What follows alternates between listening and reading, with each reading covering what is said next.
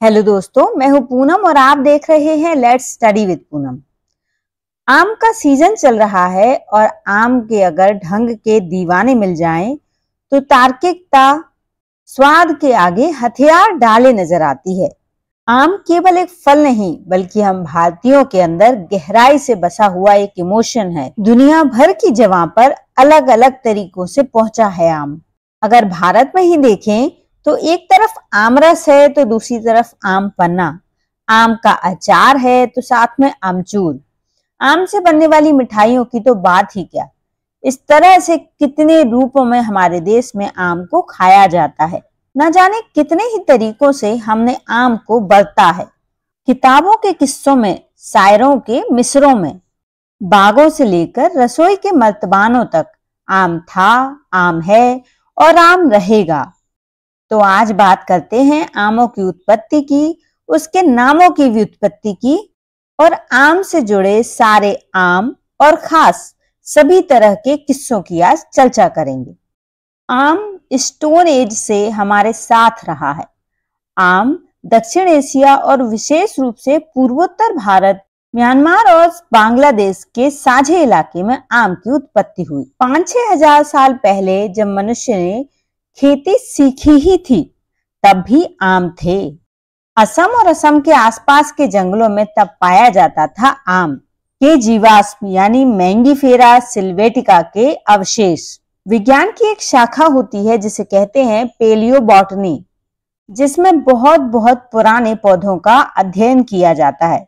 इससे जुड़ा लखनऊ में एक इंस्टीट्यूट है जिसे कहते हैं Birbal Sahni institute of palaeobotany. यहाँ की एक शोध का हवाला देते हुए कुमाऊं यूनिवर्सिटी की प्रोफेसर डॉक्टर इंदु मेहता बताती हैं कि करीब 6 करोड़ साल पहले की मैंजीफेरा की पत्तियों को असम की तमालग्रे पहाड़ियों से खोजा गया। बॉटनी यानी वनस्पति विज्ञान में आज के आम को मैंजीफेरा इंडिका कहा जाता है। अगर और अच्छे से समझें तो आम एनाकार्डी एशियाई परिवार का हिस्सा है, जिसमें काजू, बादाम, पिस्ता जैसे ड्राई फ्रूट्स भी आते हैं। अब आते हैं भारत के वैदिक काल में।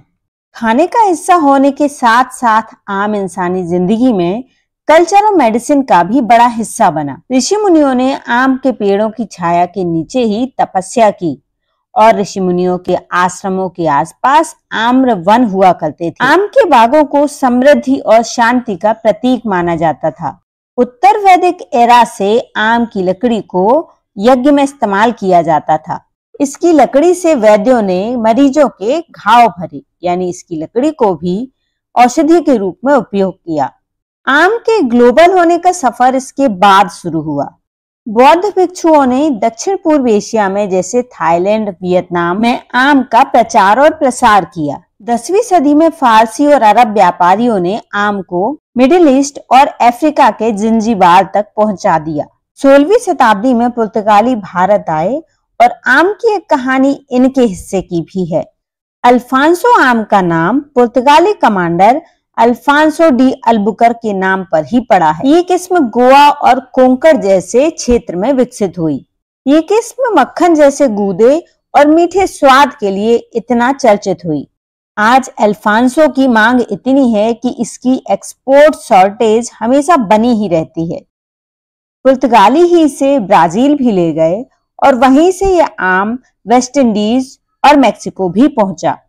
18वीं सदी में ब्रिटिश उपनिवेशवादियों ने आम को फ्लोरिडा, हवाई और ऑस्ट्रेलिया तक पहुंचाने का काम किया।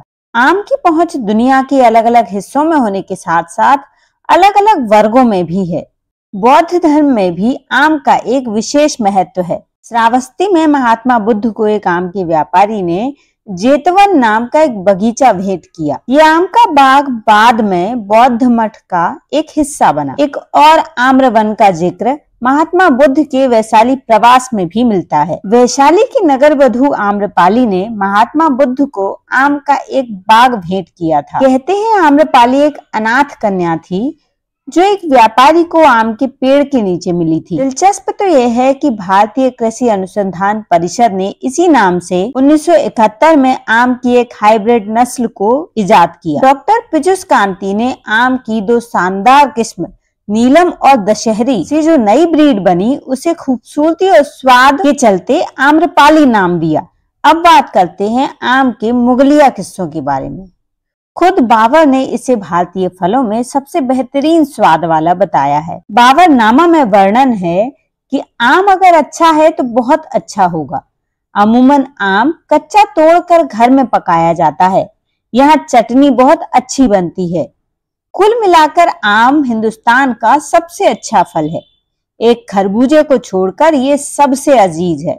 फिर हुमायूं के दौर में सत्ता डामाडोल रही।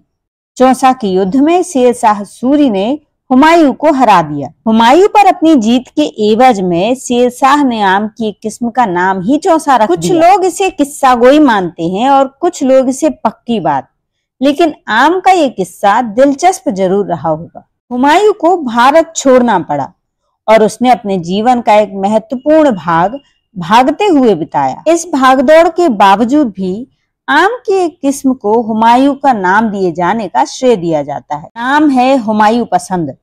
आज भी ये दोनों किस्में उगाई भी जाती हैं और खाई भी जाती हैं। Mango history, origin and distribution.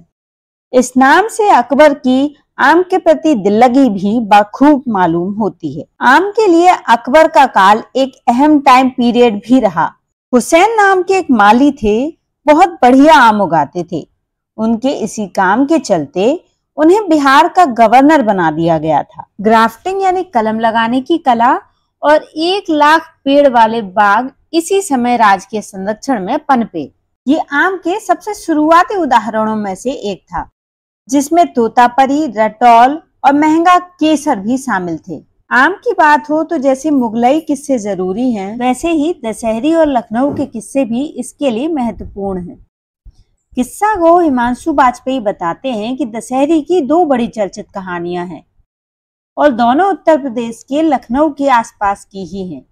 इसमें पहली कहानी मलिहाबाद की है और दूसरी कहानी काकोरी के पास दशहरी गांव से इसके ताल जोड़ती है।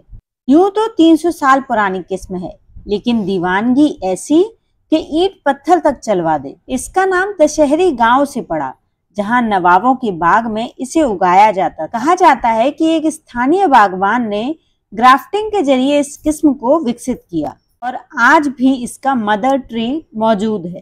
कहते हैं वाजिद अली शाह को दशहरी बहुत पसंद थे। कहते हैं कि लखनऊ के बागानों से ताजे आम वाजिद अली शाह के दरबार में पहुंचाए जाते थे। उनकी वंशज मंजिलत फातिमा, जो आज अवधी व्यंजनों को संरक्षित करती हैं, उन्होंने बताया कि आम से बने मुरब्बे और शरबत शाही भोजन का हिस्सा हुआ करते थे। प्राचीन साहित्य में आम का वर्णन काव्यात्मक भी मिलता है। प्राचीन कवि कालिदास ने अभिज्ञान शाकुंतलम और मेघदूतम में आम की बौर और फलों की सुंदरता का ऐसा वर्णन किया है, ऐसा मालूम पड़ता है जैसे यौवन इसी से प्रेरणा लेता हो। 4वीं सदी में लिखी अमरकोश में आम को रसाल और रस से भरपूर बताया गया है। तो आम के ऊपर रिसर्च से बना हुआ हमारा ये वीडियो आपको कैसा लगा, कमेंट करके जरूर बताइए। और यदि चैनल पर नए हैं तो चैनल को लाइक, शेयर और सब्सक्राइब जरूर करिए। धन्यवाद दोस्तों।